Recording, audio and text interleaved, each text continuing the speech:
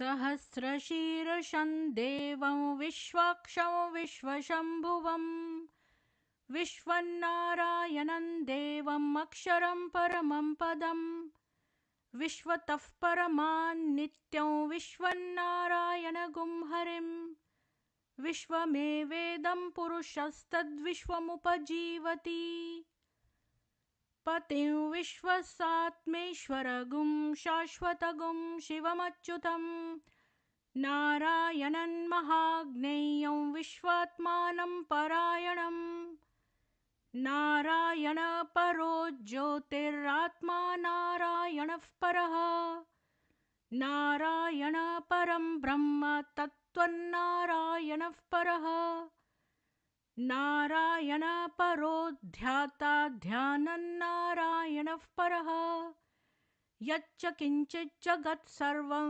दृश्यते श्रूयतेऽपि वा अन्तर्बहिश्च तत्सर्वं व्याप्य नारायणस्थितः अनन्तमव्ययं कविगुं समुद्रेऽन्तं विश्वशम्भुवम् पद्मकोशप्रतीकाशगुं हृदयं चाप्यधोमुखम् अधो निष्ठया वितस्त्यान्ते नाभ्यामुपरि तिष्ठति ज्वालमालाकुलं भाति विश्वस्यायतनं महत् सन्ततगुं शिलाभिस्तु लम्बत्याकोशसन्निभम् तस्यान्ते सुषिरगुं सूक्ष्मं तस्मिन् सर्वं प्रतिष्ठितं तस्य मध्ये महानग्निर्विश्वार्चिर्विश्वतोमुखः सोऽग्रभुक् विभजन् तिष्ठन्नाहारमजरः कविः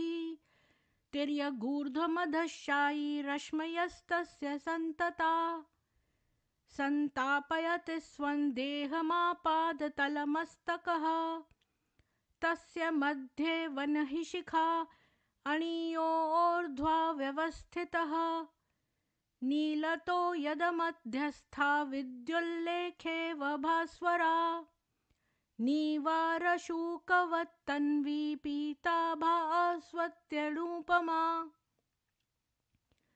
तस्याः शिखायां मध्ये परमात्मा व्यवस्थितः स ब्रह्म स शिव स हरिसेन्द्रसोऽक्षरः परमस्वराट् ऋतगुं सत्यं परं ब्रह्म पुरुषं कृष्णपिङ्गलम् ऊर्ध्वरेतं विरूपाक्षं विश्वरूपाय वै नमो नमः नारायणाय विद्महे वासुदेवाय धीमहि तन्नो विष्णुः प्रचोदयात् ॐ शान्ति शान्ति शान्तिः।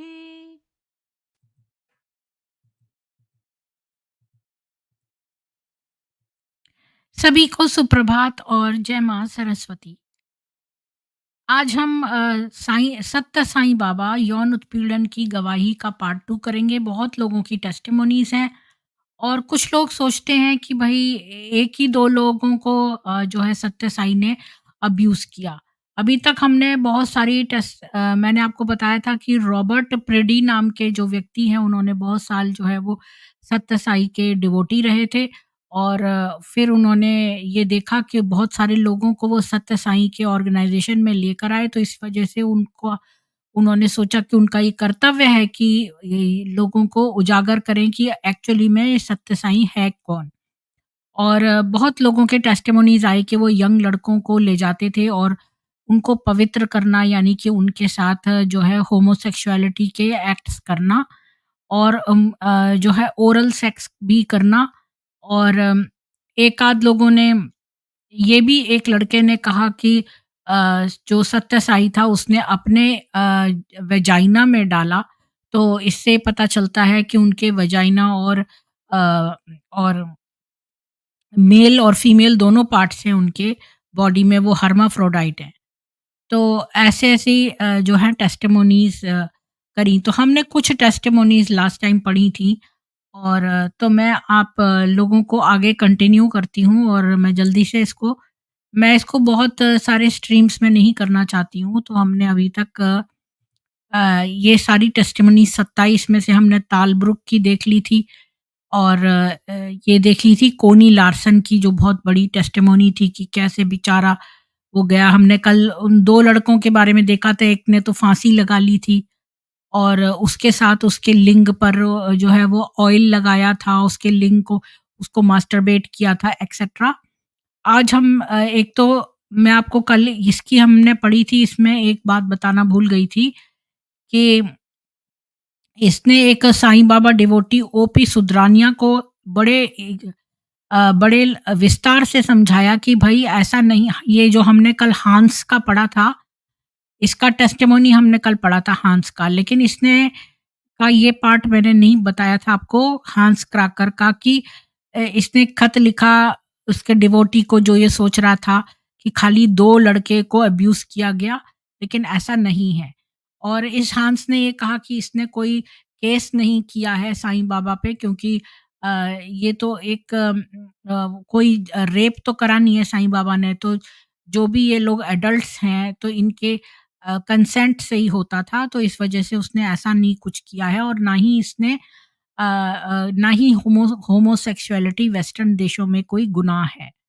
तो एक तरह से साईं बाबा ने कोई गुनाह नहीं किया, क्योंकि उसने किसी एडल्ट के साथ और उसके कंसेंट के साथ, हालाँकि एक केस माइनर माइनर के भी केसेस हैं, लेकिन जो भी है कंसेंट से हुआ है और दूसरे की होमोसेक्सुअलिटी कोई सिन नहीं है।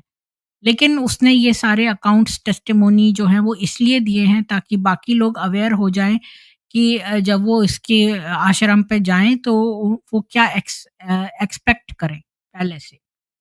तो आइए अब एक और टेस्टिमोनी देखते हैं। ये टेस्टिमोनी जो है वो जेम्स सेठी की है, जो डेविड का एक पत्र है, म्यूनिख जर्मनी का है ये। और ये कह रहा है, मैं आपको सत्य साईं बाबा के अपने दर्दनाक अनुभवों का संपूर्ण विवरण दे रहा हूँ और आशा करता हूँ कि इससे आप लोगों को समझने में मदद मिलेगी। मेरी उम्र 35 साल है और मुझे बचपन से ही आध्यात्मिक मामलों में रुचि रही है। लंबे समय तक मैंने यीशु और पाद्रे पियो की पूजा की, फिर योगानंद की योगी की आत्मकथा पढ़ने के बाद मैं योगी पथ की ओर मुड़ गया। अक्टूबर 1988 में सत्य साईं बाबा का प्रबल अनुयायी बन गया और सितंबर 1989 में पहली बार पुट्टुपर्थी आया।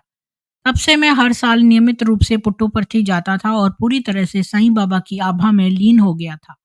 मैं उनके अवतार बाद से पूरी तरह आश्वस्त हो गया था और इतना समर्पित हो गया था, आशा करती हूँ आप लोगों को दिख रहा होगा, नहीं तो मैं इसको और बड़ा कर देती हूँ। और सितंबर 1989 में पहली बार पुट्टुपर्थी आया, तब से मैं हर साल नियमित रूप से पुट्टुपर्थी जाता था और पूरी तरह से साईं बाबा की आभा में लीन हो गया था। मैं उनके अवतारवाद से पूरी तरह आश्वस्त हो गया था और इतना समर्पित हो गया था कि हर समय उन्हीं के बारे में सोचता और चिंतन करता रहता था।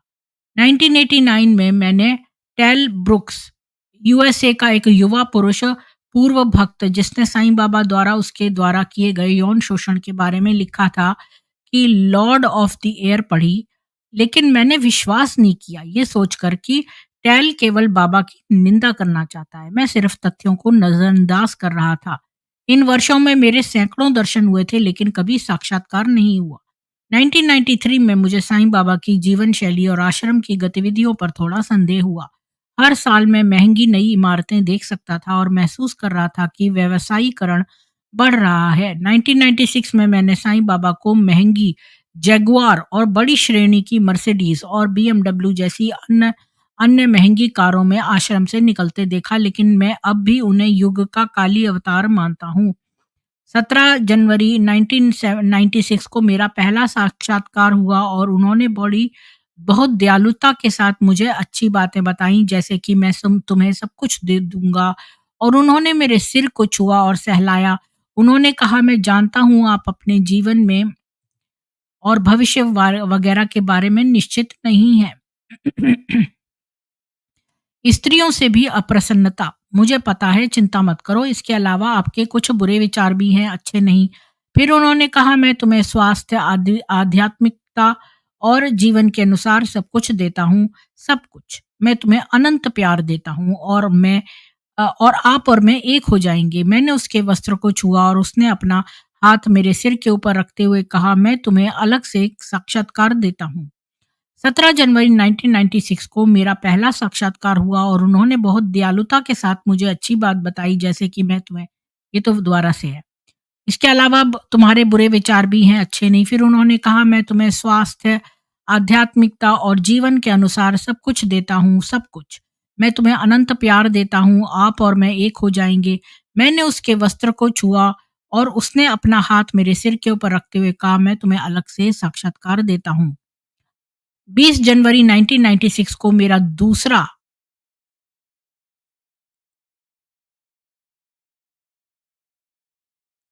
इंटरव्यू हुआ। कुछ दिन पहले ही उसने मेरे साथ एक अजीब-सी आँख से संपर्क स्थापित किया, जो आने वाले साक्षात्कार का संकेत दे रहा था। मैं और मेरी पत्नी साक्षात्कार के लिए गए और उन्होंने मुझे और मेरी पत्नी को एक साथ देखकर बहुत निराश होने का अभिनय किया। वह मुझे साक्षात्कार कक्ष में अकेले ले गया और कहा, वह बीमार है और तुमसे उम्र में बहुत बड़ी है। कृपया उससे अलग हो जाएँ। मैं वास्तव में चौंक गया और उत्तर दिया, वो मुझसे जुड़ी हुई है। मैंने उसे उसे कुछ आध्यात्मिक निर्देश देने के लिए कहा, जिसे करने के लिए वह तुरंत तैयार हो गया, लेकिन उसके मन में कुछ और ही था। बिना इजाजत लिए उसने कुछ देर तक मेरे होठों पर चूमना शुरू कर दिया और बाद में मुझसे अपनी पतलून खोलने को कहा और कुछ तेल लगाया, जिसे उसने मेरे गुप्तांगों के ऊपर की त्वचा पर मल दिया। मुझे ये सब बहुत बुरा लगा, लेकिन मैंने उसे स्वीकार लिया क्योंकि मुझे साईं बाबा पर पूरा भरोसा था। फिर वह मेरी पत्नी को अकेले निजी साक्षात्कार कक्ष में ले गया और उससे कहा, या तो तुम लड़के से अलग हो जाओ या मैं तुम्हें पुट्टू-पर्थी से बाहर निकाल दूँगा। वह जंगली और क्रोधित लग रहा था, मेरी पत्नी ने मुझे बाद में बताया, और वह बुरी तरह काँप उठी। जब वह बहुत ही कम समय में फिर से प्रकट हुई, उसका चेहरा लाल था और वह बहुत डरी हुई थी, तो किसी ने उससे ये पूछने की हिम्मत नहीं की कि वहाँ क्या हुआ था। कुछ दिन बाद उन्होंने मुझे फिर से दर्शन में देखा और पूछा कि मैं अलग हो गया हूँ कि नहीं। मैंने कहा, अभी नहीं। वह पीछे हट गया और चिल्लाया ताकि सभी लोग सुन सकें, बुरा बुरा बुरा लड़का। वह इतना आक्रामक था और ऐसा लग रहा था कि वह बुराई ही ऐसी आभा बिखेर रहा था कि मैं सचमुच हैरान रह गया। हम तुरंत चले गए और कुछ तीर्थ यात्रा के लिए उत्तर भारत चले गए। यह एक निर्णायक मोड़ था, लेकिन कुछ समय बाद मैंने मामले को स्पष्ट करने के लिए एक बार फिर से साईं बाबा के पास जाने का फैसला किया। 1996 के अंत में मैं भारत लौट आया और 4 सितंबर दिसंबर को साक्षात्कार हुआ। इंटरव्यू में उन्होंने कहा, आप कहाँ से हैं? जब मैंने उन्हें बताया मैं जर्मनी से हूँ, तो उसने जवाब दिया, तुम भी हिटलर हो। हैरान होकर मैंने मनी मन सोचा, वह बहुत दयालु नहीं है। फिर भी निजी कमरे में उस लालची बूढ़े ने मुझे फिर से सीधे और लगातार मेरे होठों पर लगभग 20 सेकंड तक चूमा और धीरे से मेरी पीठ पर हाथ फेरा।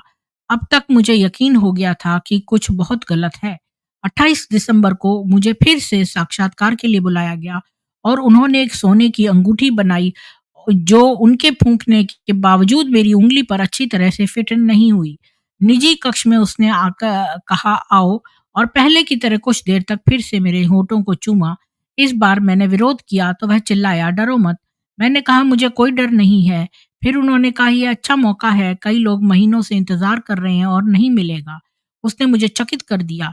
मुझे यकीन है कि लोग पुट्टू-पर्थी में मुंह के चुंबन का इंतजार नहीं करते।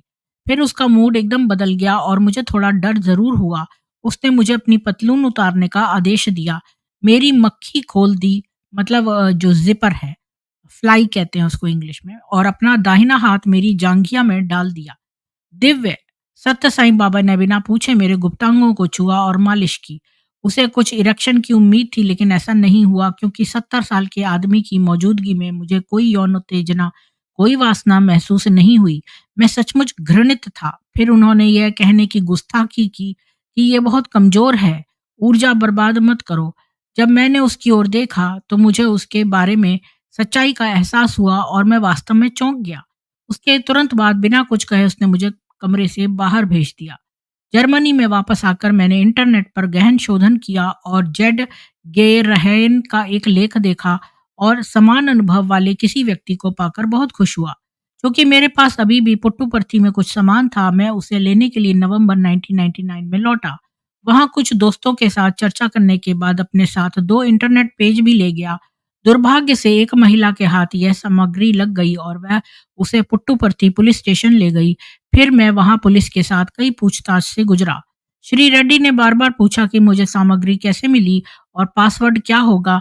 मैंने उनसे कहा कि भारत अभी भी एक लोकतंत्र है और मेरे पास जो भी सामग्री है मैं उसे अपने साथ ले जा सकता हूँ। लेकिन उन्होंने मेरी बातों पर कोई ध्यान नहीं दिया।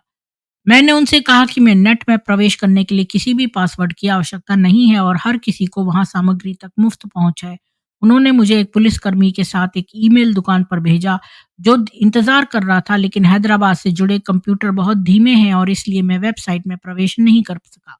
अंत में इंस्पेक्टर श्री रेड्डी ने मेरा पासपोर्ट छीन लिया और कहा, जब तक आप मुझे उस व्यक्ति का पासवर्ड और नाम नहीं देते, मैं आपको दोषी घोषित करता हूँ और आपको पुट्टुपर्थी छोड़ने की अनुमति नहीं दूंगा। उसने मेरे साथ एक अपराधी की तरह बहुत बुरा व्यवहार किया, खासकर आखिरी पूछताछ के दौरान, और मेरे पास इस घटना के कई गवाह थे। यह सब इसलिए क्योंकि मेरे पास 2 पन्ने थे जो मैंने खुद भी नहीं लिखे थे। फिर वह मुझे, मेरी पत्नी और एक अमरीकी मित्र को आश्रम ले गया और गेट के अंदर जाकर उसने मुझे पासवर्ड के बारे में फिर से बेवकूफ़ी भरा सवाल पूछा। उस समय मुझे समझ नहीं आया कि उसे ऐसा क्यों करना चाहिए, लेकिन आज मुझे पता चल रहा कि वह हमें कुछ ऐसे लोगों या ट्रस्टियों को दिखा रहा था जिन्हें हम देख या पहचान नहीं सकते थे। नवंबर को पुलिस ने 1 नवंबर को पुलिस ने मेरी और अपॉइंटमेंट थी। यही वह दिन था जब मैं दिल्ली जाने का इरादा रखता था, लेकिन मेरे पासपोर्ट के बिना ये संभव नहीं था। 30 अक्टूबर को देर शाम 2 लोग जिन्हें मैं जानता हूँ और एक अज्ञात व्यक्ति हमारी यूनिट में आए और उनमें से एक ने मुझे चेतावनी दी कि मेरी जान खतरे में है और मुझे तुरंत चले जाना चाहिए। मैं और मेरी पत्नी अगली सुबह दिल्ली के लिए निकल पड़े। धर्मावरम रेलवे स्टेशन पर पुलिस हमारी तलाश कर रही थी, लेकिन हम अनंतपुर में ट्रेन में घुस गए।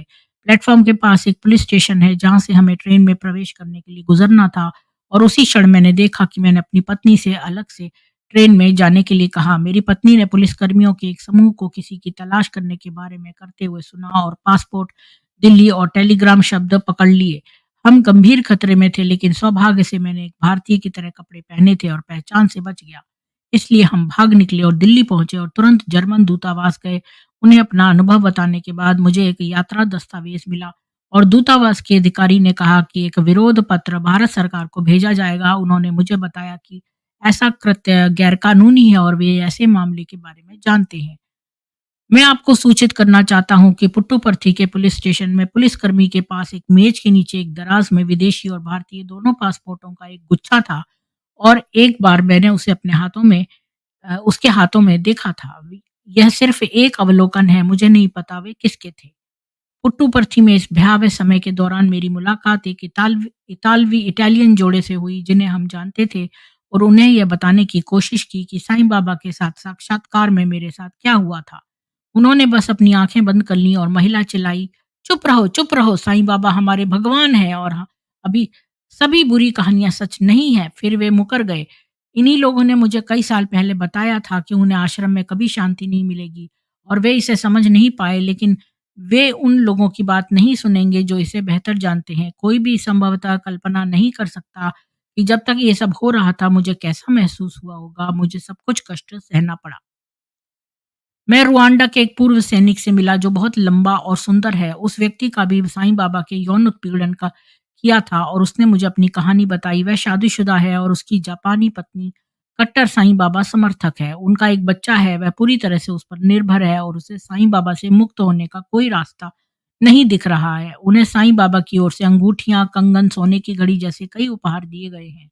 साईं बाबा ने उसके अंडकोश को छुआ और उसके गुप्तांगों की कम से कम 2 बार मालिश की। उपहार वेश्यावृत्ति के लिए भुगतान की तरह दिखते हैं, लेकिन एक वेश्या और उसके ग्राहक के बीच आपसी समझौता होता है, जबकि पुरुष भक्तों के साथ उनकी इच्छा के विरुद्ध छेड़छाड़ की जाती है और वे पूरी तरह से अलग उद्देश्य से आते हैं। साईं बाबा में हमारा दृढ़ आस्था का उसी बाबा ने अपने दुराचारी आचरण के माध्यम से दुरुपयोग किया है और यह सबसे अपमानजनक बात है कि जो वह कर सकता है। हालाँकि कई ख़ैर अब ये बहुत सारे इसके अपने वो हैं, हमें ये सब नहीं पढ़ना है।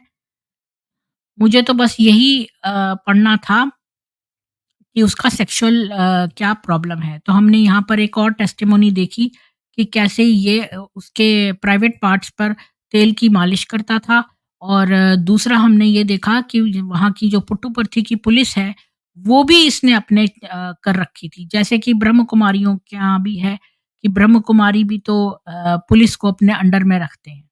आज ही मैंने एक वीडियो देखा जिसमें कि ब्रह्म कुमारी बच्चे को चोरी करके उसके ऊपर कुछ क्रियाएँ कर रही हैं। तो वो पकड़ी गई ब्रह्म कुमारी जो बच्चे को चुरा के भागी थी।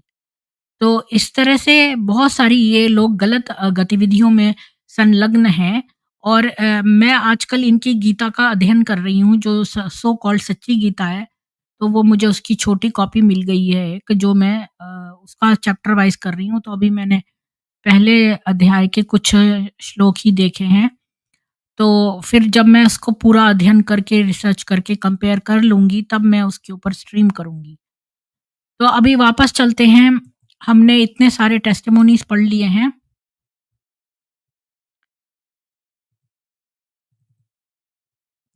तब आगे देखते हैं। अब हमने ये वाला बन नहीं रहा है, अलाया का, जेम्स सेठी का हमने पढ़ लिया है, आफ़शिन का देखते हैं। मुझे लगता नहीं वो बनेगा। मार्क रोश का, ये जेम्स सेठी का ही है और सत्या परसल का, ये भी नहीं बनेगा, तो मैं सत्या परसल देखती हूँ और नरेश भाटिया हमने ऑलरेडी पढ़ लिया था। कि ये बड़ा डिवोटी हुआ करता था और फिर ये हमने पढ़ लिया था पहले कि ये बड़ा डिवोटी था फिर इसके बाद यहाँ इसको ये अपनी बीवी के साथ गया और वहाँ पर कितना कितना बुरा हुआ।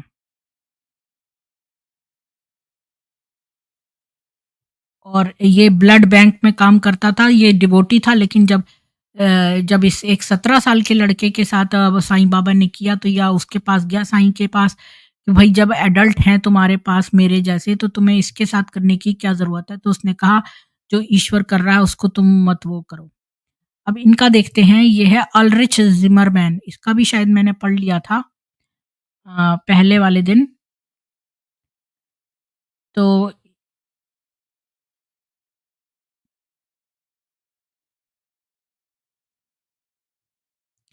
तो ज़िमरमैन ने बताया कि कैसे वो जो है उसका पहला इंटरव्यू हुआ था, तो वो नर्वस था और फिर एक अंदर के रूम में ले जाया गया। यहाँ पर वो बताता है कि साईं बाबा पर 2 मौकों पर हालाँकि वह कभी समलैंगिक नहीं थे और कहते हैं कि वे हमेशा समलैंगिक यौन संबंधों के लिए मजबूर किए जाने का विचार परम भय जैसा लगता है। उल्रिच का कहना है कि उसे यौन शोषण महसूस नहीं हुआ क्योंकि उन्हें साईं बाबा पर भरोसा था कि वो आशीर्वाद देंगे और फिर इतने लंबे समय के बाद उसको साक्षात्कार हुआ। इसमें कोई आश्चर्य की बात नहीं है कि इसके बारे में बताते समय उल्रिच रुकावट और असहज महसूस करते हैं। अ, गौरतलब ये है कि उल्रिच बताते हैं कि कैसे दूसरी बार साईं बाबा ने उन्हें अपना लिंग चुसवाया। थोड़ी देर बाद उन्होंने रुकवा दिया क्योंकि उन्हें बड़ा अजीब लगा। हटते समय उसने देखा कि साईं बाबा के लिंग से अचानक कुछ प्रकाश सा प्रभाव आ रहा है। यह एक मुख्य कारण प्रतीत होता है कि उल्रिच का मानना है कि इसमें किसी प्रकार का तांत्रिक स्थानांतरण शामिल था। मामला अभेद्य बना हुआ है क्योंकि यह घबराहट प्रतीक्षित अजीब स्थिति से उत्पन्न तनाव उसकी आंखों को प्रभावित करने या संभवतः किसी अन्य मनोवैज्ञानिक शारीरिक कारण के भी लिए हो सकती है। लाइव साक्षात्कार बहुत लंबा है। उल्रिच के कुछ बयानों के अंशों की प्रतिलेख दी हुई है। 2000 में रिकॉर्डिंग करी थी और ये मैंने आपको पढ़ा था, उसने मेरे सिर पर चूमा, उसने मेरे मुँह पे चूमा, उसने मेरा हाथ पकड़ लिया अपने गुप्तांगों तक, ऐसा महसूस हुआ जैसे बालों वाली एक महिला हो, कोई लिंग नहीं था। और फिर उसने मेरा हाथ लिया और वह पुरुष था और उँगली चूसो पुरुष, मतलब उसका लिंग चूसो। फिर वह मुझे नीचे धकेलता है, अपना लबादा ऊपर उठाता है। उसका लिंग किसी बच्चे जैसा है, कोई बाल नहीं, छोटा-सा है। मैंने लिंग अपने मुँह में ले लिया, वह खड़ा मतलब इरेक्ट हो गया था और कुछ देर तक अपने मुँह में रखा। यह आनंद लेने जैसा नहीं था। यह कोई बड़ा काम करने जैसा नहीं था। कम से कम कुछ हलचल तो थी, कोई यौन क्रिया नहीं थी। मुझे अपने मुँह में स्खलन महसूस नहीं हुआ। 1 मिनट समय नहीं दे सकता, शायद 1.5 मिनट तक किया। तो उससे पूछा गया क्या साईं बाबा का स्खलन हुआ? तो उसने कहा मुझे ऐसे मेरे मुँह में महसूस नहीं हुआ। तो उसने कहा लेकिन मुझे लगता है कि उन्होंने ऐसा किया। सचमुच बहुत तेज़, कपड़े उतारो और साक्षात्कार समाप्त हो गया। हाँ, और बैंगलोर वापस जाने के लिए था। अम,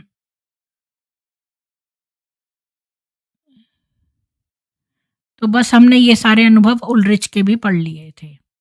अब आगे चलते हैं जॉन ब्राइट, ये यूके का है और इसने लिखा है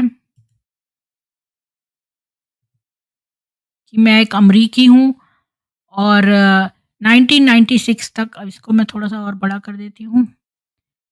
1996 तक 2 वर्षों से अधिकांश समय तक बाबा ने मुझे बुरी तरह से नज़रअंदाज किया, फिर साक्षात्कार के लिए बुलाया और इंटरव्यू के दौरान उन्होंने मेरे साथ यौन उत्पीड़न किया। मेरी ओर से गलत व्याख्या के लिए कोई जगह नहीं थी और साईं बाबा मेरी कुंडलिनी या उन सैकड़ों अन्य तर्कों और खंडनों में से किसी को भी सक्रिय करने की कोशिश नहीं कर रहे थे, जो साईं बाबा के भक्तों और विश्वासियों के साथ आते हैं।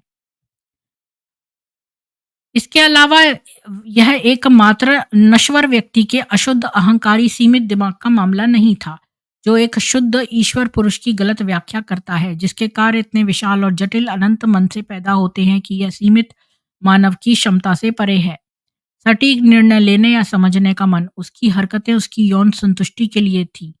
यदि वह मेरी कुंडलिनी को सक्रिय कर रहा है, तो वह मुझे अपना खड़ा लिंग मेरे मुंह में डालने के लिए क्यों प्रेरित करेगा?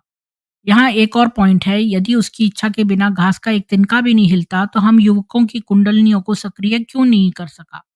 अपने मात्र संकल्प या इच्छा शक्ति या विचार शक्ति से। और यहाँ तक इस तर्क का सवाल है कि वह भक्तों को परमात्मा के साथ मानवीय संपर्क का आनंद देने के लिए करता है, तो इसमें कुछ दम नहीं है। जिस किसी के साथ भी ऐसा होता है, वह आमतौर पर गंभीर रूप से आहत होता है और साईं बाबा को हमेशा के लिए छोड़ देता है।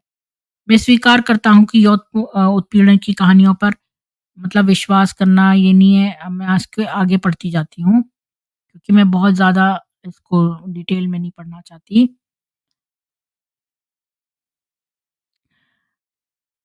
उसका सार ये है कि हम सभी जिनमें वह शामिल है, यौन भूख रखते हैं और वह लोगों को अपनी यौन प्राथमिकताएँ होती हैं। मीटिंग कम कर दी गई क्योंकि उनका अपॉइंटमेंट था और मैं केवल ये कहकर चला गया कि उन्होंने इन बातों को मुझसे अलग व्याख्या की है। मैं दूसरे शहर चला गया और तब से उनसे बात नहीं की।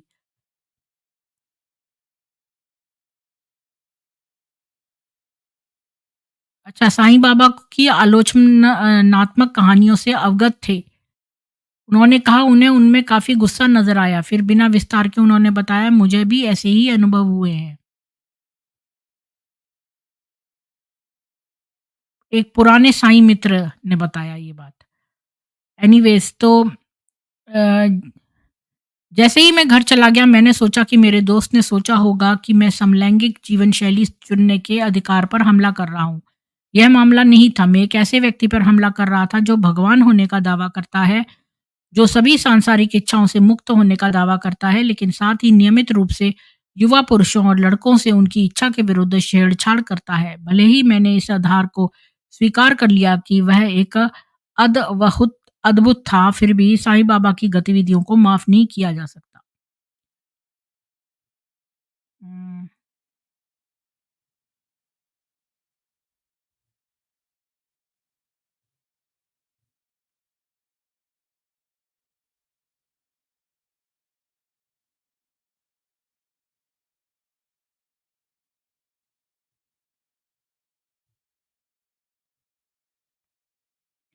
साईं बाबा ने एक साक्षात्कार में एक महिला से कहा था कि वह भविष्य में जब चाहे तब साक्षात्कार ले सकेगी, क्योंकि भक्त बड़ी संख्या में उनके पास जाएंगे। जब मैं भारत में था, मैंने कुछ इसी तरह की बातें सुनी। आप इसे साईं बाबा की सर्वज्ञता के प्रमाण के साथ साथ यौन उत्पीड़न की इन कहानियों को बदनाम करने के एक तरीके के रूप में उपयोग करते प्रतीत होते हैं। मैं बस इतना कहूंगा, यदि आप साईं बाबा की स्थिति में एक छेड़छाड़ करने वाले व्यक्ति थे और आप जानते थे कि बात बाहर जा रही थी या बाहर जाने की संभावना थी और लोग बात कर रहे थे, तो ऐसा बातें कहने की तुलना में अपने ट्रैक को कवर करने और क्षति नियंत्रण करने का इससे बेहतर तरीका क्या हो सकता है? वह एक पत्थर से दो शिकार कर रहा है। जब बात सामने आती है, तब वह यह भ्रम पैदा करता है कि उसका ज्ञान सर्वज्ञता से पैदा हुआ और साथ ही वह यौन उत्पीड़न की इन कहानियों को खारिज कर देता है। उनकी भविष्यवाणी सर्वज्ञता से नहीं बल्कि इस जान से आती है कि वे अपने निजी साक्षात्कार कक्ष में युवाओं के साथ क्या कर रहे हैं और यह जान बाहर कैसे निकल रहा है। तो हमने इन जॉन ब्राइट का भी देख लिया। अच्छा, इसमें 27 थे तो वो कहाँ गए? दोबारा से लोड करती हूँ। मैंने एक्चुअली मैं वो इतना बड़ा कर दिया ज़ूम।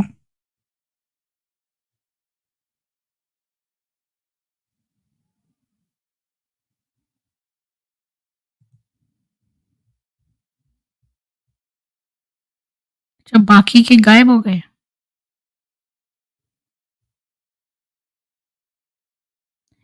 अच्छा, यहाँ नीचे दिए हुए हैं।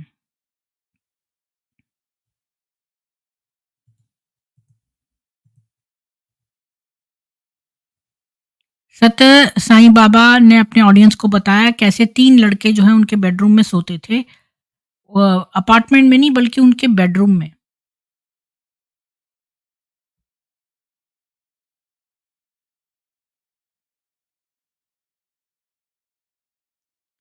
डिवोटीज़ और स्टूडेंट्स जो हैं हैंकरचीफ ऑफ़र करते हैं। अच्छा, ये तो उसकी माँ ने बताया था ये। माँ को ये देखते थे लड़के, उसके अपार्टमेंट में, साईं बाबा की माँ को, जो मर चुकी थी, उसकी आत्मा को।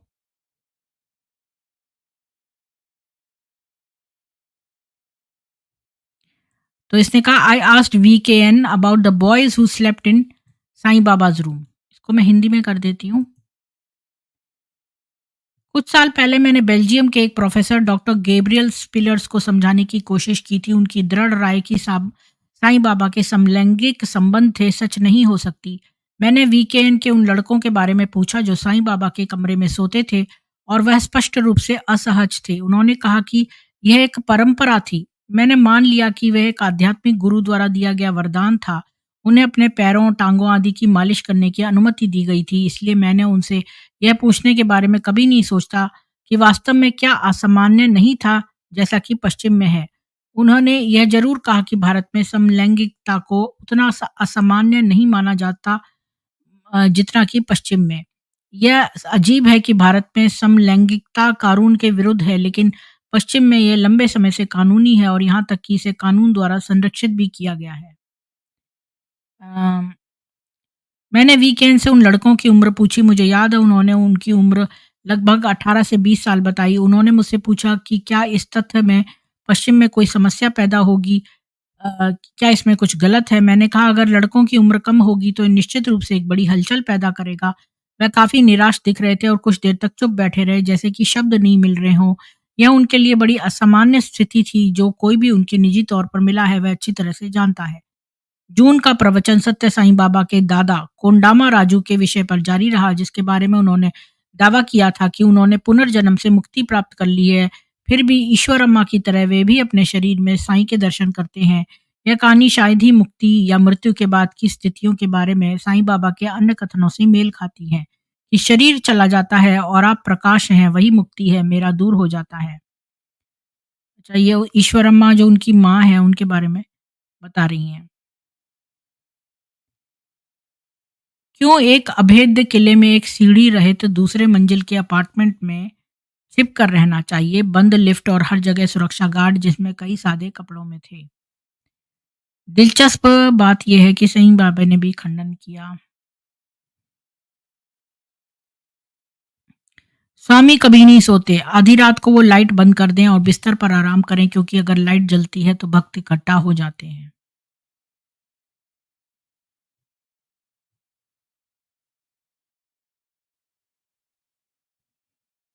तो ये वो लड़कियों के बारे में है जिनको जो सोते थे साईं बाबा के साथ में। अच्छा, 14 साल के लड़के का जो रेप किया था नरेश भाटिया वाला वो तो मैंने आपको बता दिया है कि 14 साल का लड़का था, उसका एक तरह से रेप करा था। एनल सेक्स किया था उसके साथ।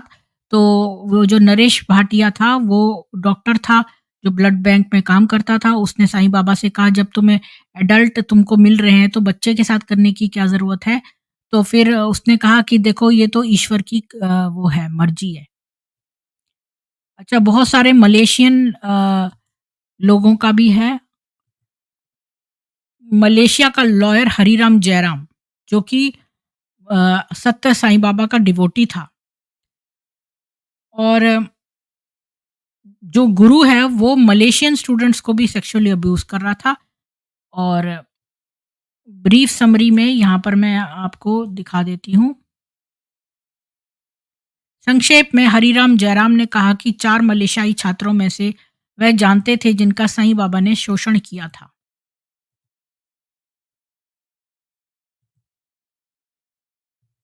उनमें से एक उनके परिचित भक्तों का बेटा था। उन्हें अमेरिका में से एक छात्र टेरी स्कॉट का एक पत्र भी मिला था, जो मलेशियाई छात्रों के समकालीन थे और जिन्होंने उन्हीं कारणों से उनके साथ साई कॉलेज छोड़ दिया था। उन्होंने नोट किया कि साईं बाबा की यौन भूख कभी कम नहीं हुई थी, इसलिए उनके भरोसे के तहत युवा पुरुषों को अभी भी नुकसान पहुंचाया जा रहा था।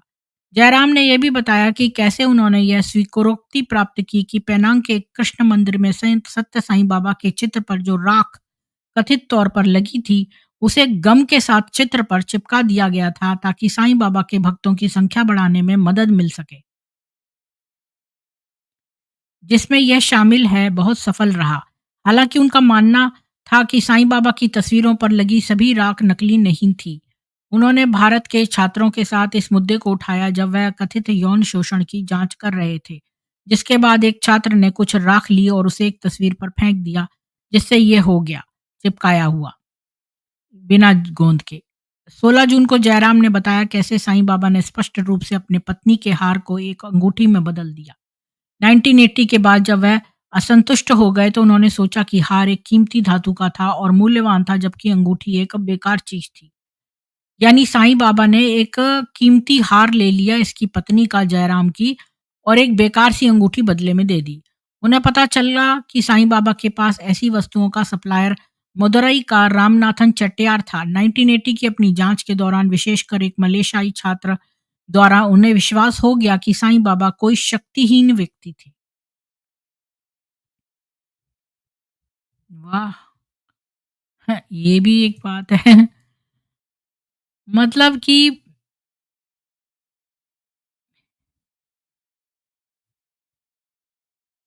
ये क्या बात है? मतलब कि तुम उसका हार ले लो और उसको बदले में घटिया सी अंगूठी दे दो। ये क्या चीज़ है? मर्डर जो साईं बाबा के आश्रम में हुए, उनका जो लेटर है, वो है यहाँ पे प्रिंटेड, किन बच्चों के, ये भी है। Police shooting, 5 ways of murders at the ashram and educational institute. The murder by burning after murder was published in Indian Skeptic. अच्छा, ये हो गया। अब हम देखते हैं 2 यंग लड़के थे, एनआरआई एंटरप्रेन्योर, उसके नाम की आइडेंटिटी सीक्रेट रखी है, वो ऑस्ट्रेलिया के थे। वो साई कॉलेज में उनको विथड्रॉ कर लिया गया जब उनको ये सब उनके साथ हुआ तो। जो एक एनआरआई था, उसके 2 यंग भाई थे। अगला केस है रमन शर्मा, जो कि एक झूठा नाम है। ये एक स्टूडेंट है जिसने इस बारे में लिखा है। इस लड़के को कॉन्स्टेंटली अब्यूज़ किया गया था। पुट्टुपार्थी में सत्य साईं बाबा के कॉलेज में जिस पूर्व छात्र के साथ लगातार दुर्व्यवहार किया गया था, जो स्वयं सत्य साईं बाबा द्वारा अपने यौन शोषण का भी वर्णन करता है, उस कॉलेज में अपने समय के बारे में विवरण और प्रतिबिंब रिपोर्ट करना जारी रखता है। वह अब भारत में रहने वाला एक पेशेवर है और साईं भक्तों द्वारा उत्पीड़न के स्पष्ट कारणों से गुमनाम रहता है, जिसका उसने पूरा लाभ उठाया। हालांकि उसकी पूरी पहचान कोनी लार्सन। मेरी याददाश्त बहुत तेज है, और 1999 या 2000 की खेल प्रतियोगिता के दौरान वहां माना जाता था कि उन्होंने कुछ छात्रों की जान बचाने के लिए एक हड्डी तोड़ दी थी। कोई नहीं जानता था कि वह बचाया हुआ लड़का कौन था, लेकिन उन्हें लगातार जागरूक किया गया था।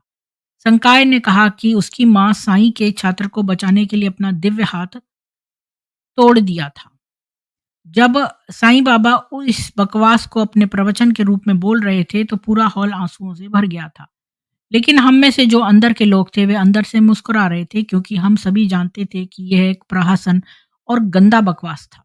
मैंने ऐसी बातें अपने सामने घटित होती हुई देखी और सुनी हैं। एक लड़का जिसकी स्कूल की छत पर हत्या कर दी गई थी, स्पष्टीकरण सिर्फ इतना था कि उसने रुपए चुराए थे। शिक्षक की अलमारी से 500 रुपए निकाले और साक्षात्कार कक्ष में स्वामी ने उसे दैवीय रूप से डांटा। और कहा जाता है कि लड़के ने इसे इतने दिल पर ले लिया कि उसे रस्सी मिल गई और उसने फांसी लगाकर आत्महत्या कर ली। यह प्रतिष्ठान का एक संदिग्ध चरित्र था जिसका नाम साई सर था, जिसने उसे ढूंढ लिया था और आत्महत्या का पता लगाया था। कोई पुलिस रिपोर्ट नहीं की गई और यह आदमी रात 10 बजे के बाद शव को पोस्टमार्टम के लिए अनंतपुर ले गया। अधिकांश पूर्व छात्र जानते हैं कि ये साई सर कौन है। यह यही आदमी 1989 में लड़कों के साथ वृंदावन में एक वैन में गया जो पलट गई और इस घटना में केवल वह और एक अन्य संदिग्ध व्याख्याता ही बच पाए थे। मुझे यहाँ यह बताने की जरूरत नहीं कि वैन में सवार लोग फार्म बॉय थे। मुझे लगता है कि सत्यजीत ने बम्बई जाकर सही काम किया है। इससे पता चलता है उन्हें कुछ समझ बाकी है। मुझे उम्मीद है कि उसे ठीक होने का समय मिलेगा। मुझे यकीन है अगर वह वास्तव में एसपी को भगवान मानता तो शायद वह कभी भी पूरी तरह से इतनी आसानी से अलग नहीं होता। कई अन्य लोगों की तरह मैं उसे जानता था और प्रार्थना करता हूँ कि भगवान उसे अनावश्यक आघात से उबार दें जिससे वह इतने वर्षों में गुजरा है। निश्चित रूप से कुछ मूर्ख देर से आने वाले सब अब पुराने छात्र हैं जैसे श्री दीपक आनंद अभी भी वहां जीवित हैं जो संभवतः एसबी के बारे में मिथकों को कायम रख सकते हैं। उन्हें पता होना चाहिए कि पहले पुराने छात्रों का अधिक करीबी सामना हुआ है और यह बुद्धिमानी होगी कि ये लड़के सत्यजीत के उदाहरण का पालन करें और अपने शहरों ग्रहण नगरों में लौट जाएं और पुट्टू पर्थी में सड़ने की बजाय एक अच्छा ईश्वरीय जीवन शुरू करें।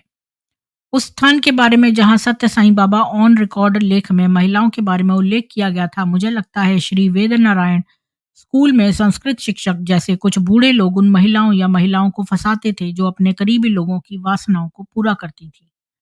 एसबी के सेवकों और फिर उनका निपटारा कर दिया गया। मुझे याद है कि बेंगलुरु जहां हम रहते थे से मेरा एक पड़ोसी आता था और रोता था कि उनकी बड़ी बेटी पार्थी के पास गई और फिर कभी वापस नहीं लौटी। मैं वहाँ के समझदार शिक्षकों से पूछना चाहता हूँ कि किस वजह से पार्थिव छात्रावासों में युवा पुरुषों के जीवन का बलिदान करने, बर्बाद करने और उन्हें वेश्यालयों में परिवर्तित करने में इच्छुक भागीदार बने। शिक्षक होने के नाते क्या यह कर्तव्य नहीं है कि बच्चों को जीवन में उनके कर्तव्यों की याद दिलाते हुए उनका मार्गदर्शन किया जाए? मैं इस तथ्य को उजागर करना चाहता हूँ कि एसपी ने अपने व्यक्तिगत लाभ के लिए लड़कों, समलैंगिक और विषम लैंगिक दोनों का इस्तेमाल किया, मतलब होमोसेक्सुअल और बाइसेक्सुअल।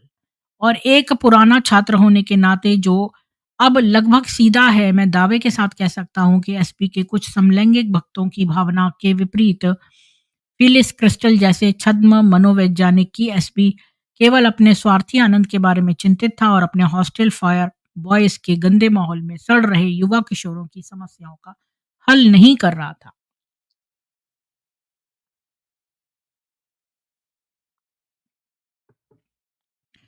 कुछ समय तक भजन गायन समूह के बीच में रहने के कारण मैं व्यक्तिगत रूप से जानता हूं कि उनमें से अधिकांश के एसबी के साथ संबंध थे और मैंने उन्हें उन छात्रों के बारे में सूचित किया जो समलैंगिक थे। उसके विपरीत एसपी ने उन्हें उनके साथ संबंध विकसित करने के लिए प्रोत्साहित किया। उन्हें दो करीबी लड़कों के साथ मेरी भागीदारी के बारे में पता था और उन्होंने उन्हें प्रोत्साहित किया। अ, अन्य लड़कों के साथ हम ऐसा करते हैं तो स्वामी को कोई आपत्ति नहीं है, लेकिन अगर हम लड़कियों के साथ ऐसा करते हैं तो उन्हें पसंद नहीं है। यानी साईं बाबा को ये नहीं पसंद था कि ये लड़के जो हैं लड़कों के साथ करें तब तो ठीक है, पर लड़कियों के साथ ना हो। गंदा माहौल और मैं ये सब पूरा पढ़ नहीं रही हूँ।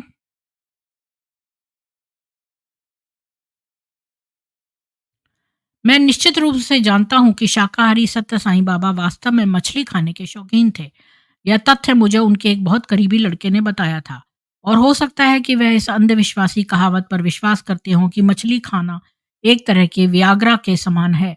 बाकी उसने क्या खाया या क्या किया यह भक्तों के लिए एक बंद किताब थी, लेकिन मैंने उन्हें कोडाई कैनाल में अच्छा खाना खाते हुए देखा।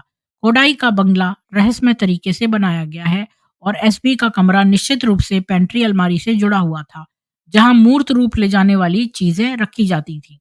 मैं निश्चित रूप से नॉनवेज आदि खाने के संबंध में अपने पारिवारिक पूर्वग्रहों से ऊपर उठ चुका हूँ और मुझे लगता है कि एक व्यक्तिगत पसंद है, मैं केवल पुरानी अंग्रेज़ी कहावत पर चलता हूँ कि खाने और पीने से पुरुषों को सोचने से रोकना नहीं चाहिए।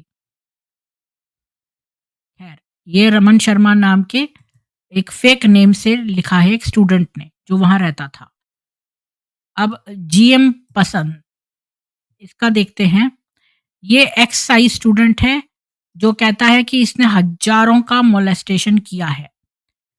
तो ये कह रहा है इसने पत्र लिखा है संपादक को, या उसका नाम केवल दिवाकर है, साई दिवाकर नहीं। है दिवाकर लंबा 6 फुट 2 इंच, मूल रूप से श्रीलंकाई तमिल, घुंघराले बालों वाला 40 साल का लड़का है जिसने एसएसआईएचएल के व्हाइट फील्ड और पार्थी दोनों परिसरों में अध्ययन किया है।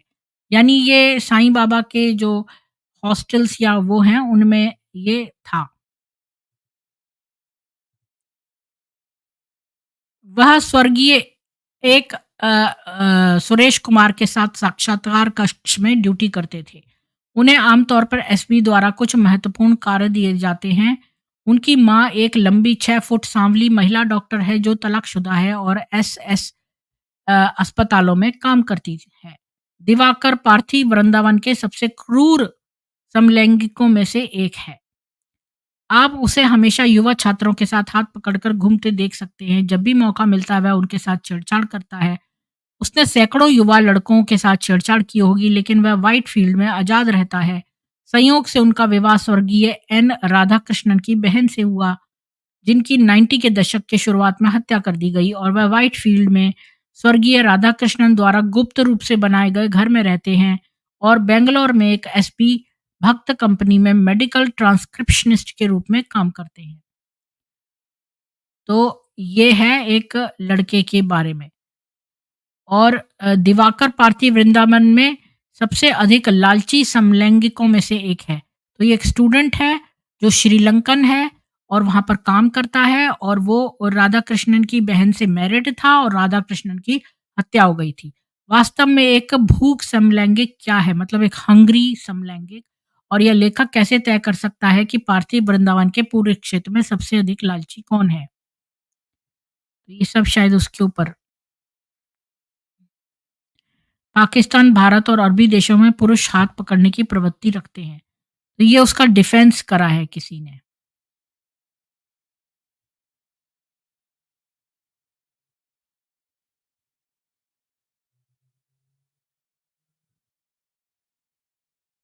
तो इसने स्पष्टीकरण दिया है इन सब बातों का। तो वो कह रहा है कि जो छेड़छाड़ नहीं है वो तो लोग कंसेंट से किया गया है। खैर हम इनको नहीं पढ़ेंगे। तो हमने ये देख लिया है कि ये व्हाइट फील्ड में रहता था और इस तरह से वहाँ पर करता था। अब ये नेक्स्ट देखते हैं हम हफिंगन पोस्ट का। थोड़ा ज़्यादा बड़ा हो गया है ये, तो इसको मैं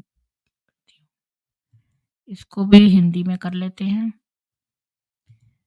थोड़ा-सा इसको इंक्रीज़ कर देते हैं साइज़ में। आज मैं चाहती हूँ मैं ये सारे ख़त्म कर दूँ, मैं इसको और नहीं करना चाहती हूँ। तो कई लोग वास्तव में इतने भ्रमित थे कि केवल साईं बाबा का एक समर्पित अनुयायी ही उन पर गंभीरता से विचार कर सकता था। कई लोगों ने अपना संदेह स्पष्ट किया, अक्सर सबसे अधिक निंदनीय ढंग से। अधिक संतुलित प्रविष्टियों में कुछ दिलचस्प खुलासे और स्पष्टीकरण थे। मेरे द्वारा एक संक्षिप्त टिप्पणी करने के बाद मुझे किसी ऐसे व्यक्ति से समर्थन प्राप्त हुआ जिसे मैंने 1994 के बाद में व्यक्तिगत रूप से नहीं देखा था। लेखक एजेंटनो बडी। हालाँकि मैं और मेरी पत्नी बहुत अच्छे से परिचित हैं और लंबे समय से 2 साईं आश्रमों में दैनिक संपर्क में रहते हैं। साईं बाबा के कट्टर आलोचकों पर हमला करने वाले अपशब्दों और वेब ट्रोल से अपनी पहचान बचाने के लिए उन्होंने एक छद्म नाम चुना। जिस समय हम साथ थे, वह हमें कुछ भी बताने में असमर्थ था कि उसने साईं बाबा के साथ अकेले में क्या अनुभव किया था, क्योंकि हम दोनों तब पूर्ण रूप से साइन अप आस्तिक थे और हम जानते हैं वह अभी भी इसके परिणामों से जूझ रहा है और प्रयास कर रहा था। उसके बारे में और जाने कि उसके साथ ऐसा क्यों किया गया, तो यहाँ पर पोस्ट दी हुई है।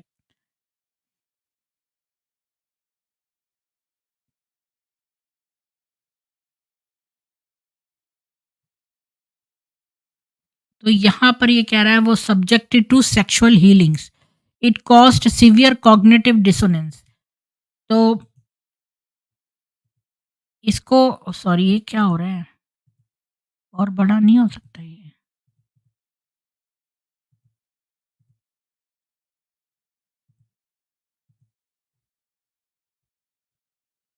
And confusion but for many reasons kept it to myself except for trusted friends.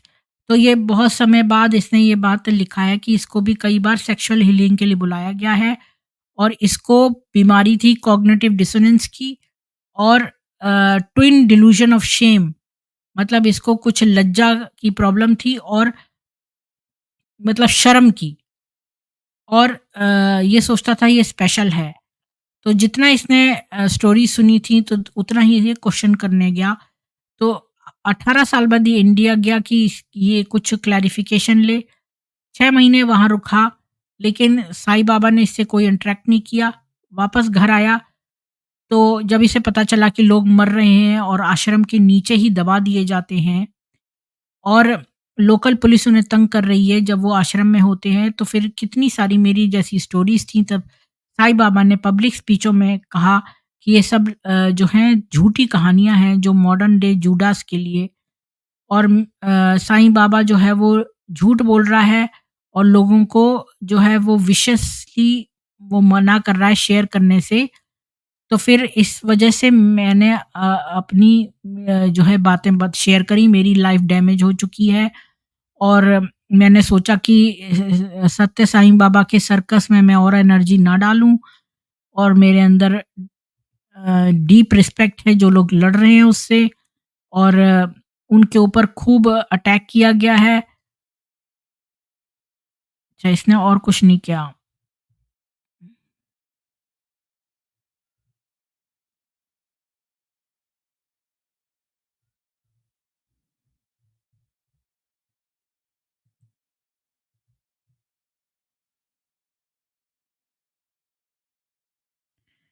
तो यहाँ पर एक बात और ये लिख रहा है कि सेक्स टफ था, और साईं बाबा ने क्लेम करा कि वो खुद भगवान है, और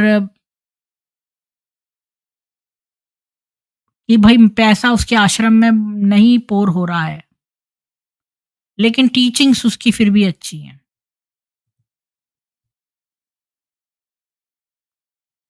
ये हमने देख लिया है, और एक ये देखते हैं लिंडा बर्टन का। आशा करती हूँ कि मैं इतने समय से मेरे को पीछे का स्क्रीन दिख नहीं रहा है, तो मैं अब लिंडा बर्टन का पढ़ रही हूँ। आशा कर रही हूँ कि मेरे ये खत्म हो जाएँगे, मतलब मुझे ज़्यादा नेक्स्ट वाले उसमें नहीं करना पड़ेगा। Oh my God! ये तो बहुत छोटा-छोटा लिखा हुआ है। इसको मैं हिंदी में करके और थोड़ा-सा बड़ा कर देती हूँ।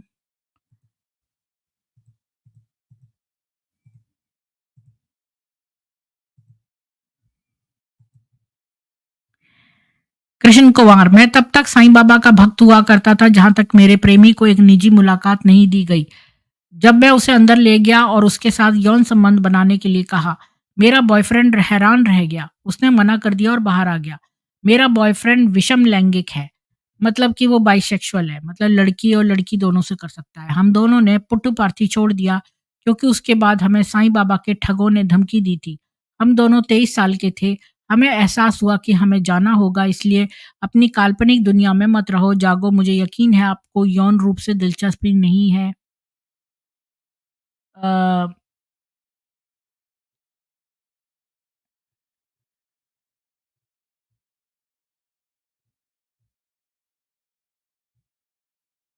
मैं बहुत सारा कुछ नहीं पढ़ना चाहती हूँ, और स्पेशली पॉलिटिक्स से रिलेटेड कुछ नहीं पढ़ना चाहती हूँ। नेहरू के यौन शोषण और माउंटबेटन की पत्नी एडवीना के साथ उनकी संलिप्तता के बारे में, ये क्या चीज़ है? ये तो मैं पढ़ना चाहती हूँ। कुटिल कांग्रेस कई दशकों से इस व्यवसाय में है। महान महिलावादी नेहरू के समय से ही ये कांग्रेस की संस्कृति रही है। पूरी दुनिया नेहरू के यौन शोषण और माउंटबेटन की पत्नी एडवीना के साथ उनकी संलिप्तता के बारे में जानती है। CNN, IBN, times now, NDTV, star news, आज तक आदि जैसे किसी भी टीवी चैनल ने इन रसदार क्लिपों को प्रसारित या दिखाया क्यों नहीं? सिंपल सोनिया माइनो ने इन्हें इस मामले में चुप रहने का आदेश दिया। यदि इसके बजाय वह कांग्रेस व्यक्ति होता या फिर वो भाजपा या शिवसेना या हिंदू व्यक्ति होता, तो इन रिश्वतखोर और पक्षपाती चैनलों ने हिंदुओं की को छवि धूमिल करने के लिए क्लिपों को कई हफ्तों तक दिखाया होता। हाँ, ये बात तो है। ख़ैर मैं अभी वो सब तो नहीं करूँगी, अभी तो मैं खाली साई के बारे में देख रही हूँ और मुझे इसमें और कुछ नहीं नज़र आ रहा है। बेसिकली वो ये कह रहा है कि वो अपने बॉयफ्रेंड के साथ गया, लेकिन बॉयफ्रेंड के साथ जब इसने सेक्स करने की कोशिश की सत्य साई बाबा ने, तो इसने मना कर दिया। तो फिर इन दोनों ने पुट्टू-पार्थी छोड़ दिया वहाँ से। ये 23 साल का था। बस मुझे इतनी कहानी पता चली है इसकी उससे। यहाँ पे बता रहे सत्य साई बाबा कई चैरिटी ट्रस्ट और शिक्षा मुफ्त चला रहे हैं, गरीब उसके लिए। तो शायद ये सत्य साई के जो डिवोटीज़ हैं उन्होंने इसको जवाब दिया है। किसी ने दीपावली की शैतान पूजा भी कहा है। हैं?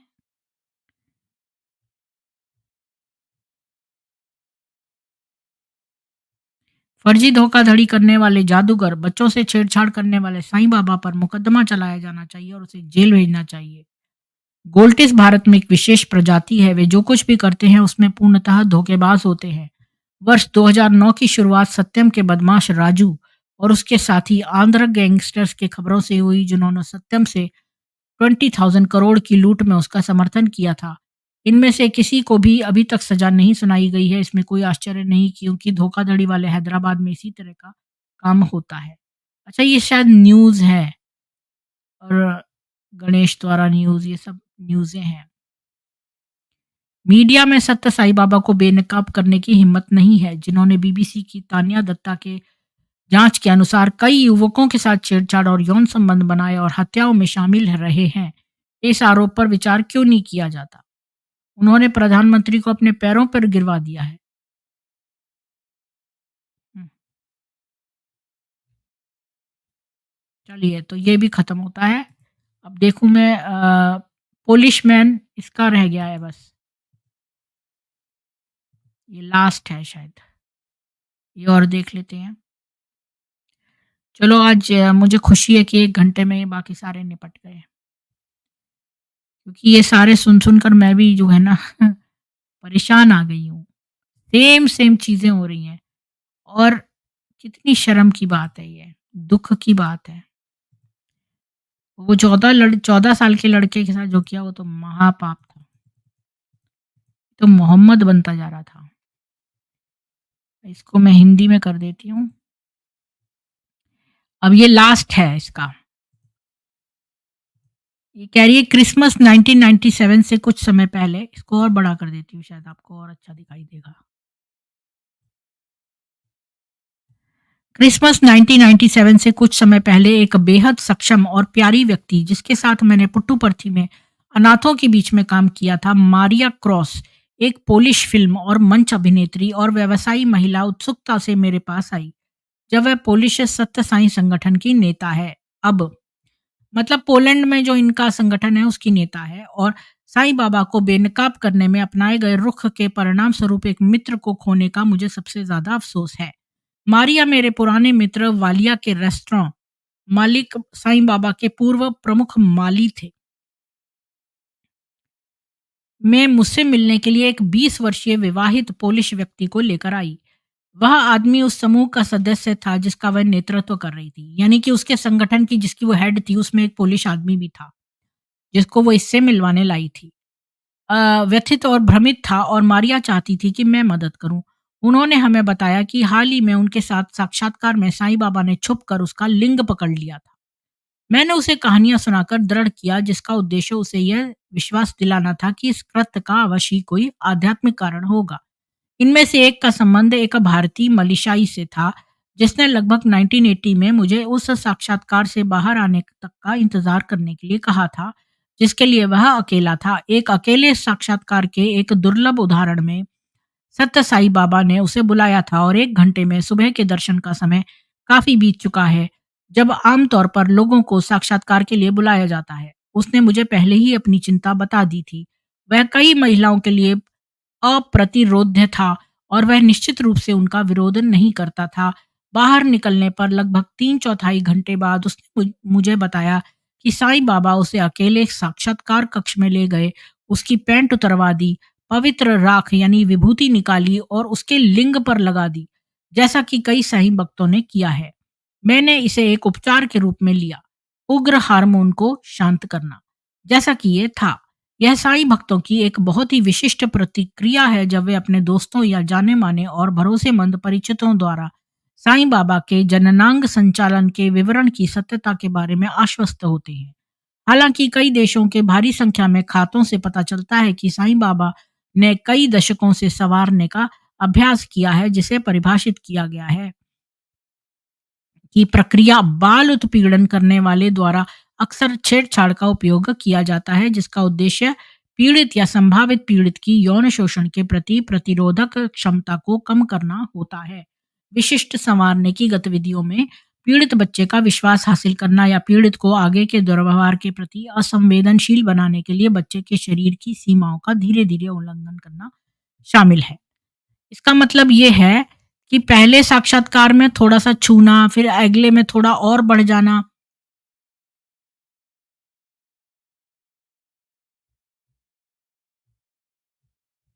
यानी कि ये अचानक से अटैक नहीं करते, बल्कि ये लोगों को पहले थोड़ा वो करते हैं,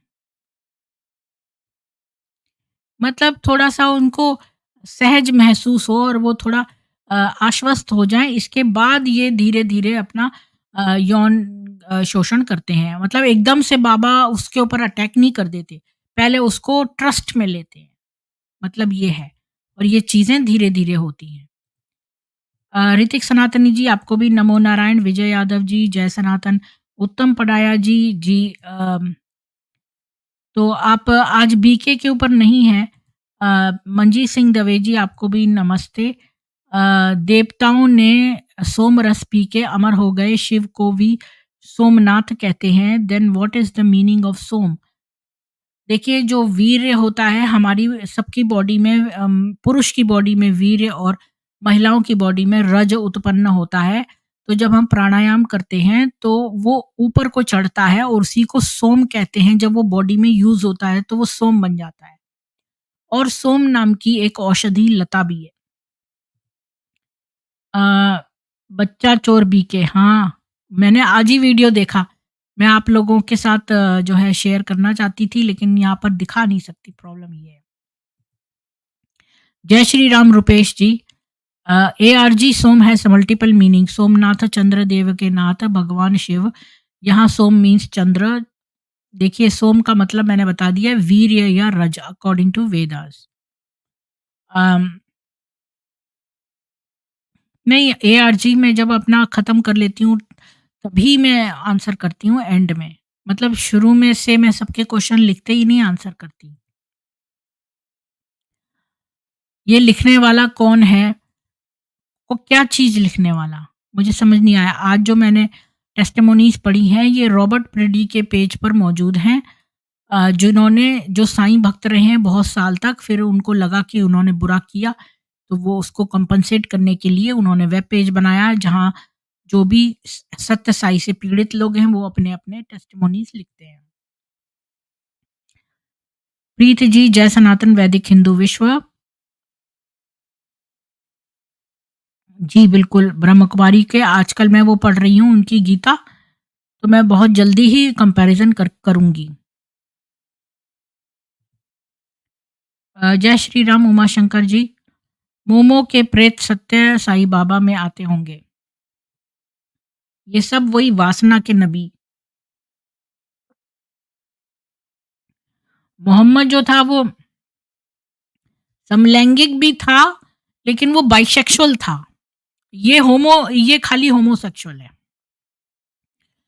Bad is human philosophy, not the rule of God. So in Gita it is said, no one can find me reading Veds, Shastram.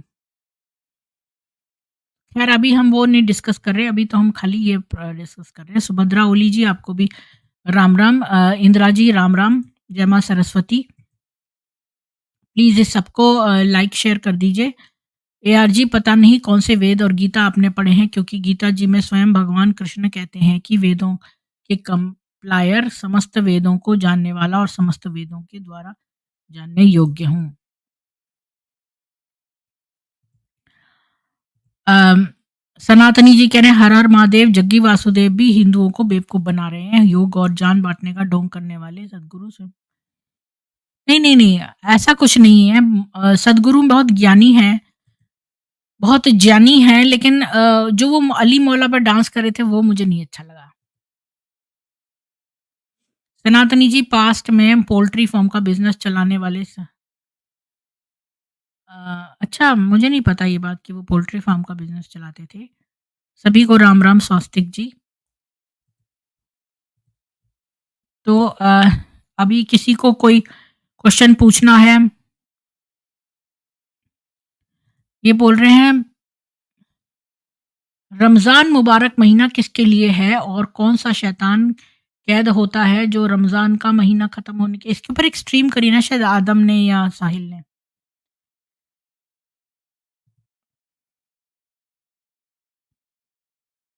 आप सभी लोगों को जय श्री राम। कल फिर मिलते हैं सामवेद में। मुझे नहीं लगता और कोई क्वेश्चन्स हैं, और आज लोग भी बहुत कम देख रहे हैं, पहले तो बहुत लोग हो गए थे। शायद वो बीके के लोग जब जुड़ते हैं तब ज़्यादा लोग आते हैं। तो हमारे पास कोई आएँगे बीके के तो हम ज़रूर जो है उनके साथ स्ट्रीम करेंगे। फिलहाल ये सत्य साई की तो स्ट्रीम समाप्त तो हो चुकी है। मतलब इसमें मैंने सारे जो है टेस्टिमोनीज़ पढ़ दिए हैं, और तो अब इसका पार्ट 3 नहीं होगा।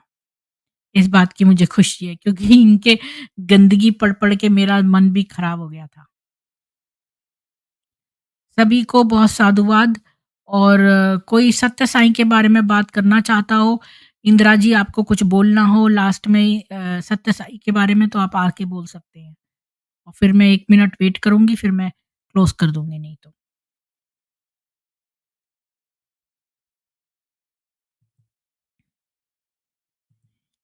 मैं तो हमेशा कहती हूँ कि किसी की भी टीचिंग्स अच्छी लगती हो तो उनको अपने मोबाइल से सुनो, अपने टीवी पे देखो, उन पे फॉलो करो, इन लोगों के कल्ट्स को जॉइन मत करो। स्वयं जो है साक्षात्कार करने मत जाना। प्रीति मैडम, इसका मतलब है कि जो मुस्लिम है वही असली शैतान है। हाँ, मैंने ये पढ़ा था कि ये जो अल्लाह है इसी का नंबर है 666, जो कि शैतान का नंबर है, जो अकॉर्डिंग टू बाइबल। जी, इंदिरा जी। तो ये जो है ना पुट्टू पार्थी, ये जो गॉड कॉम्प्लेक्स है ना, ये मोहम्मद में भी हो गया। ये इस रत्नाकर राजू में भी हो गया इसमें। सत्या साईं बाबा जिसने अपने आप को जो है डिक्लेयर कर दिया बिच्छू के काटने से और संस्कृत के वर्सेस बोलने से। तो ये सारे लोग इसी इसी के बिल्कुल यही चीज़ फ़ॉलो कर रहे हैं।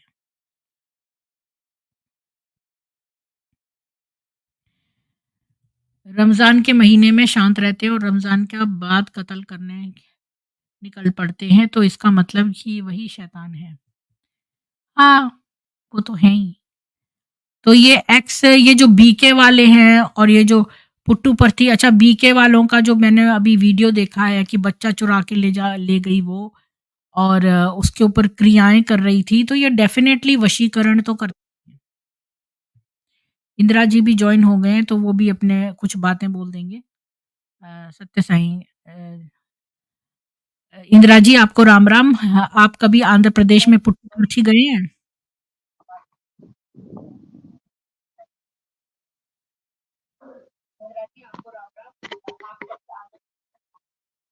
हाँ, नमस्ते, नमस्ते।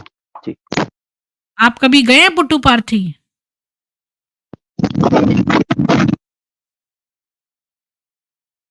बड़ी खड़-खड़ आ रही थी, आपकी आवाज़ नहीं आई।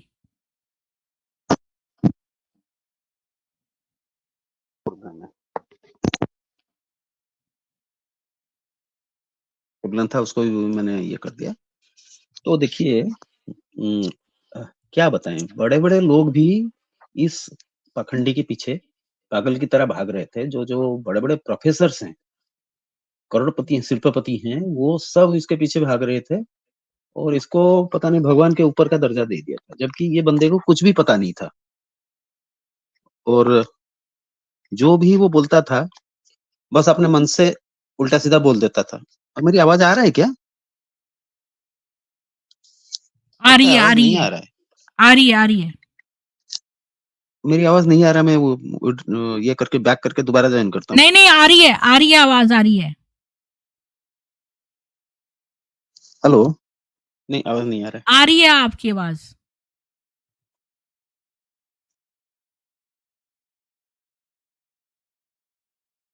मैंने बोला आवाज़ आ रही है, फिर भी ड्रॉप हो गए।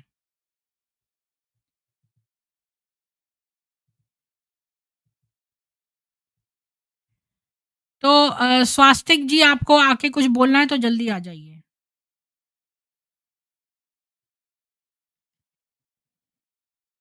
स्वास्तिक जी आपको आके बोलना है कुछ तो आ जाइए।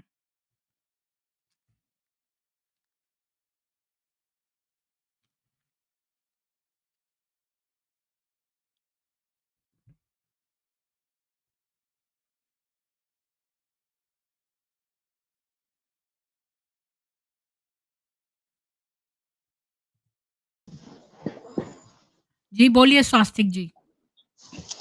जी, प्रिय मैम नमस्कार, राम, राम, हर हर जी, राम, महादेव। राम। जी। जी मैम, मैं इन लोग की हमेशा बातें सुनता था एक्स मुस्लिम में या हर जगह, और हर जगह सुनने को प्राय यही मिलता है कि रमज़ान का मौका है जो नहीं, बड़ा नहीं, नापाक। स्वास्तिक जी। सत्य साईं बाबा पर हमारा टॉपिक है, उसी पर कुछ कहना है तो बोलिए। जी मैम, मैं तो उसको मानता ही नहीं, तो मैं सॉरी, मैं इस बारे में कुछ जानता ही नहीं। ठीक है, फिर हम आपसे जब एक्स जी, मुस्लिम जी। पे करेंगे तब बात करेंगे। जी, जी, ठीक है मैम, जी, तो मैं वेट कर रही हूँ वो अगर आ जाएँ इंदिरा जी, लगता है उनका कुछ कंप्यूटर खराब है।